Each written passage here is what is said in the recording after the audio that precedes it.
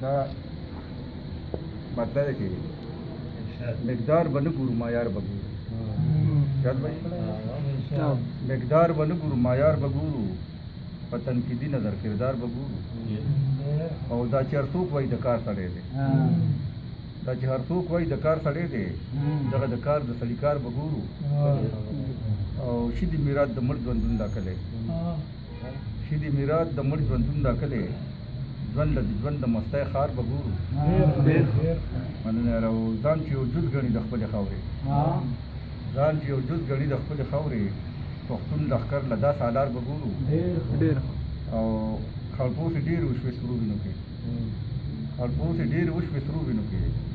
اوس خو سپین امن له سالار بګورو او چغه چې منصوري چغه چې سردار یاسته